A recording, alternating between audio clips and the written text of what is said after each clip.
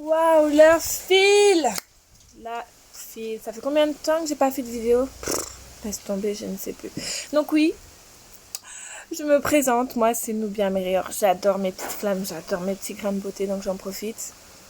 Et je porte ce magnifique Kamdana officiel. Vous pouvez aller voir sur Instagram et sur le site directement. Je mettrai en barre d'infos. Et c'est parti pour cette vidéo. Wouhou!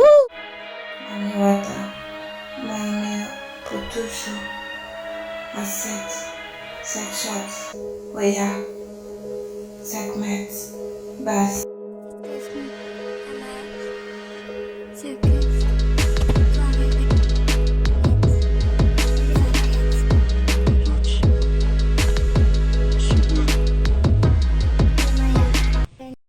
Belle bonjour, bienvenue sur ma chaîne Nefernet 777, la chaîne de Nubia Meilleur. J'ai plein de secrets à partager. Abonnez-vous! Ok, ça fait un moment que j'ai pas fait de vidéo, comme vous avez pu le constater. Je vous remercie pour votre patience. À vrai dire, de mon côté, j'avais beaucoup de choses à finaliser. Et aussi beaucoup de travail de l'ombre à effectuer sur moi parce que c'était énergétiquement une période assez intense. Je sais pas pour vous, n'hésitez pas à me dire en barre d'infos. Enfin, n'hésitez pas à me laisser un commentaire pour me dire comment ça se passe en ce moment pour vous. Est-ce que tout coule à flot? Est-ce que c'est facile? La. Mais voilà, pour moi, c'était particulier. Et il m'a fallu ce temps-là pour moi, pour renouveler mon énergie féminine, mon énergie masculine également, toute mon énergie pour travailler sur mon enfant intérieur, sur mes peurs, mes doutes, sur reprogrammer mon mindset, mon mental. Et j'avoue que je suis très très fière de moi parce que je me dis mais c'est toi qui as écrit ça. Et franchement, mais voilà quoi. Et puis j'ai pas fini de travailler dessus. Moi j'espère que j'ai bien fait comprendre que dans mon livre, que je trouve fantastique, j'adore mon livre, donc au moins c'est déjà ça. J'espère que les personnes qui vont l'acquérir vont l'aimer tout autant et vont vraiment voir un outil à utiliser tous les jours. Voilà, un outil qui va servir vraiment à bonifier vos énergies. Je fais ma pub parce que je sais pas qui d'autre va pouvoir faire ma pub. What do I need right now? No, I don't need that. I don't. Ok, heureusement, j'ai mes alliés, j'ai mes amis, j'ai ceux qui m'apprécient, qui me considèrent et je vous remercie du fond du cœur pour votre soutien. Mais j'ai envie de vous dire, c'est pas aussi simple. Surtout pour moi en tant qu'antillaise, dans une société jeune où on n'a pas encore pris conscience de tous ces aspects-là, au niveau des soutiens des jeunes créateurs, des jeunes créatrices comme moi et comme bien d'autres. Je pense que vous avez remarqué que en fait ça fait un moment que je me suis lancée dans ça, dans la création de contenu spirituel, on va dire ça. Pourquoi pas rentrer dans une case. Moi personnellement j'aime pas trop, mais bon, il faut quand même être catégorisable et compréhensible, donc pourquoi pas. Apparemment c'est tendance. Moi j'ai envie de dire, j'ai toujours été comme ça, donc disons que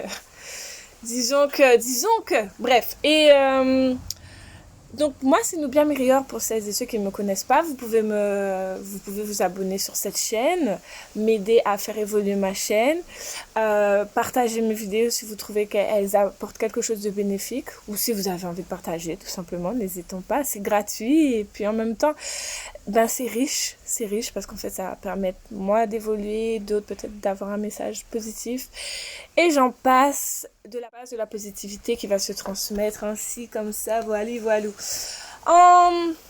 Aujourd'hui je viens avec une thématique assez particulière, qui sera pas cantonnée à un seul thème bien entendu, même si je compte l'approfondir, puisque ce matin en fait je me suis réveillée très tôt. Ça m'arrive de plus en plus souvent. Et en fait, je suis tombée sur la curandera. Alors, c'est la guérisseuse en espagnol. J'espère que je le dis bien. Curandera, je sais pas. Maria Sabina. Et bien sûr, elle est cancer comme moi, donc forcément, ça m'a encore plus attirée. En plus, elle est cancer, genre fin de cycle de cancer, c'est-à-dire en fin de juillet, tout comme moi. Donc, c'est-à-dire c'est un cancer lion, t'as compris? Un cancer crabe de feu comme ça, là, t'as vu? Et du coup, parce qu'en plus, elle est née le même jour que Israël Adesanya. Je sais pas, c'est pour ceux et celles qui s'intéressent au MMA. Moi, j'adore le MMA, j'adore les sports de combat. J'ai toujours aimé ça. J'ai ça dans l'âme. Et bref. Et en gros, elle a écrit un livre que j'ai voulu m'acheter directement. Et son livre, c'est quoi? C'est un livre sur les champignons hallucinogènes. Alors là, il y a mes lapins qui mettent un peu le bordel chez moi. Mais bon, je vais gérer ça tout à l'heure. Et les champignons hallucinogènes, enfin en gros, on appelle ça hallucinogène, mais je trouve que c'est un terme assez négatif parce qu'il a une connotation de drogue, psychédélique, etc. Et j'aime pas tellement. Pour moi, c'est très une sorte de mépris occidental qu'on connaît déjà un peu trop. Et qui serait bon un petit peu d'enlever de nos états d'esprit pour décoloniser un peu notre esprit, etc. Vous voyez ce que je veux dire?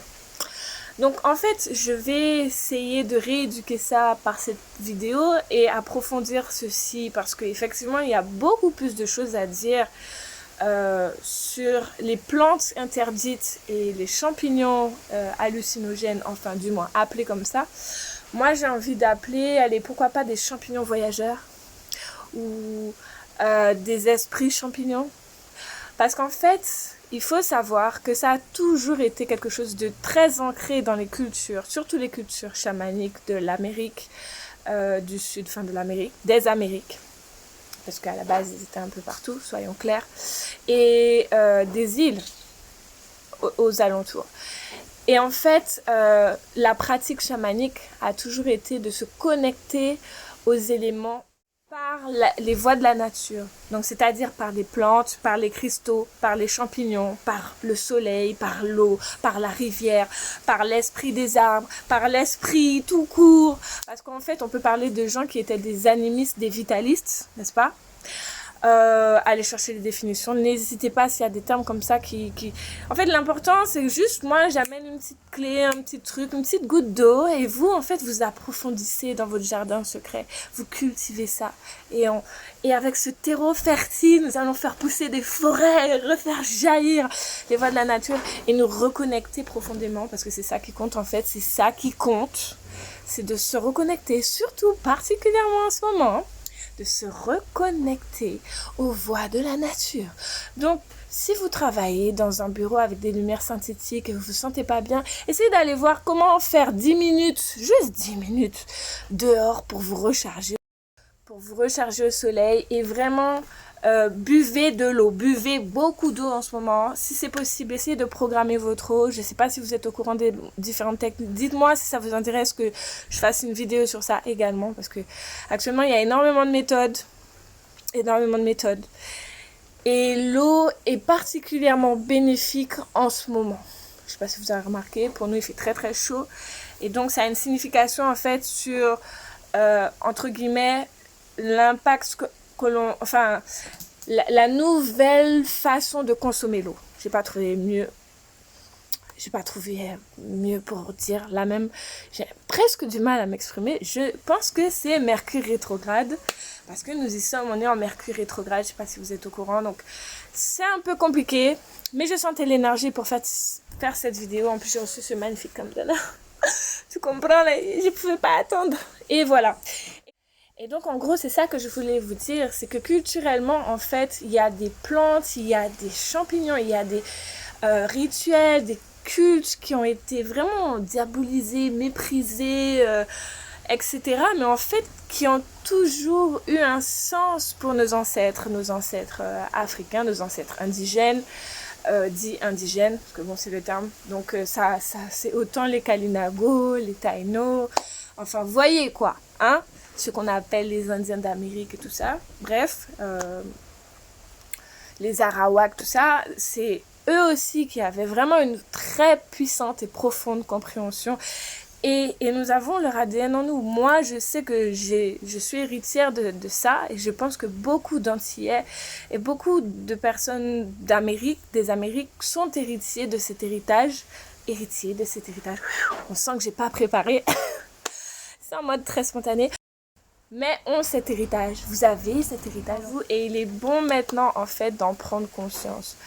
Il y a des études qui sont faites aux États-Unis, plus particulièrement, et j'ai vu beaucoup de vidéos, notamment dans la communauté afro-américaine, parce que j'avoue que je les suis énormément, vu que j'arrive à m'identifier à eux culturellement, etc. Et ils ont prouvé que, voilà, les champignons hallucinogènes, enfin, hallucinogènes, sont des méthodes de cure contre la dépression, contre le mal-être, forcément la dépression. Et donc, en fait, il y a vraiment tout un processus qui est très bénéfique, en fait, dans la consommation de champignons hallucinogènes. Et ça, on n'en parle pas.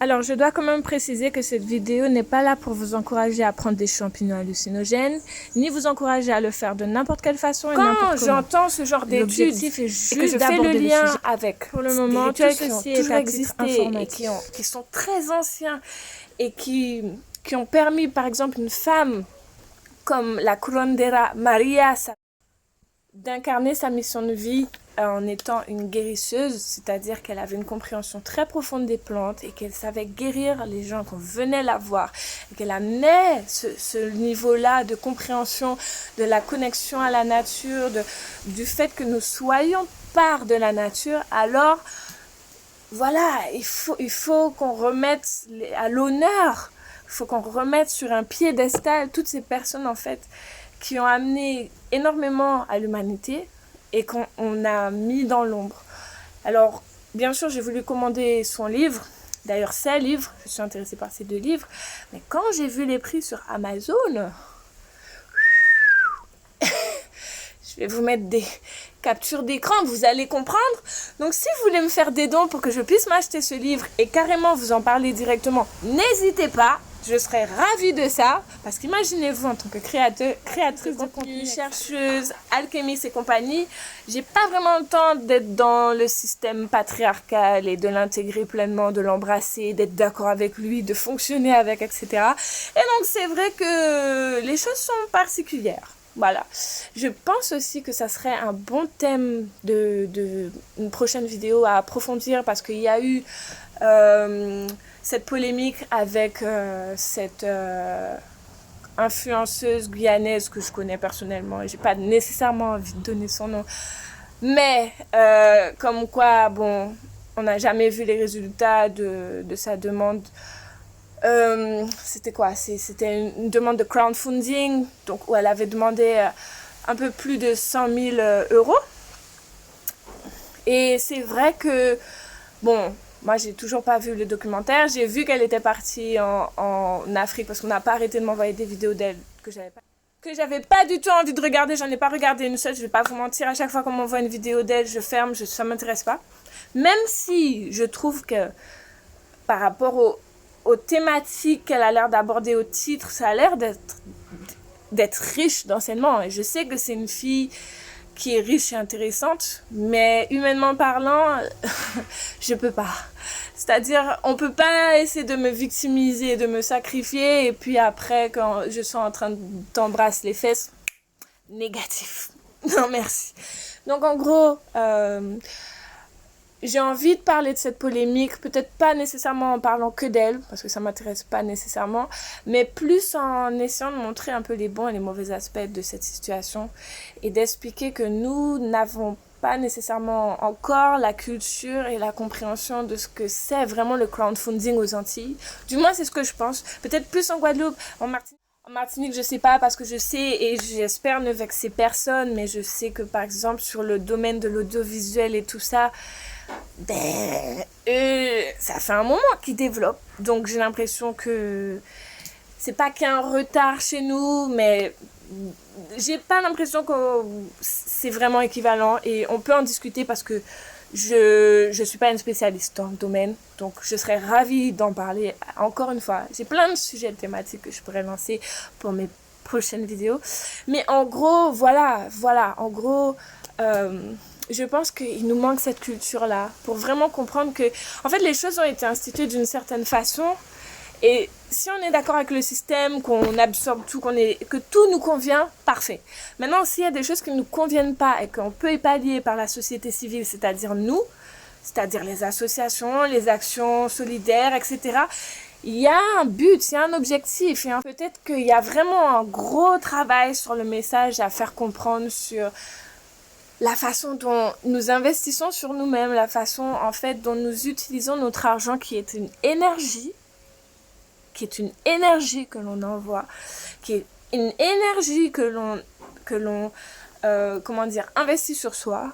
Et en gros, cette compréhension-là, en fait, des choses ferait que peut-être on aborderait les choses autrement. Peut-être qu'on ne pourrait pas continuer de consommer de la même façon. Je pense qu'il y a des gens qui ont vraiment déjà commencé cette prise de conscience depuis un moment, et je pense qu'il y en a d'autres qui sont encore en éveil sur cet aspect-là, et du coup, il y a aussi des jeunes qui ont besoin de savoir, qui sont en train de débarquer dans ce monde-là, et je pense vraiment que je vais commencer à me lancer sur ça, ces thématiques-là, parce qu'en fait, je pense que ça va vraiment vous faire comprendre la situation, en tout cas de mon point de vue, parler, et je pense vraiment que ça va apporter, ça va aider, ça va stimuler les gens à avoir une autre vision et une autre compréhension, et que vous aussi, vous allez m'aider à moi progresser sur ma vision et ma compréhension des choses de l'entrepreneuriat, parce que je pense que l'entrepreneuriat de Karukera des Guadeloupéens n'existe pas vraiment encore. Du moins, il est naissant, mais il n'est pas au même stade que par exemple dans la communauté haïtienne, sur qui on pourrait prendre exemple, qu'on a tellement décrié pendant vraiment longtemps, mais en fait, eux, ils se sont organisés. Et aujourd'hui, je trouve que c'est admirable. Et on peut voir la communauté haïtienne dans le monde, c'est-à-dire aux États-Unis, ils peuvent faire partie des plus grandes richesses. Donc ça veut vraiment dire ce que ça veut dire, mais il faut comprendre à la base ce que ça signifie. Et en fait, il y a des choses qu'on ne peut pas continuer à faire perdurer de la même façon, parce qu'en fait, on va aller dans le mur. Voilà. Donc autant être unis qu'être comme des idiots. Je crois que c'est une magie. Je dois améliorer mon catalogue des citations. Apparemment, il doit te dire que, en tout cas, je voulais te dire que je suis très fière d'être qui je suis et de tout ce que j'aimais dans ce monde. Et maintenant, je vais te lire une puissante citation prise au hasard. Je suis la femme de mes rêves et j'attire les relations qui me soutiennent et me bénissent. Et je suis traitée avec amour, considération et respect. Asante Sana. Prenez bien soin de vous. Je vous aime, si on ne vous l'a pas dit aujourd'hui. Aimez-vous profondément. Et à très bientôt. En Koja Seneb Jed. Ça veut dire la paix, la santé, l'amour, l'harmonie. Non, c'est pas exactement ça. Faut en base de la traduction. C'est la vie, la stabilité, la prospérité et la santé. Haché.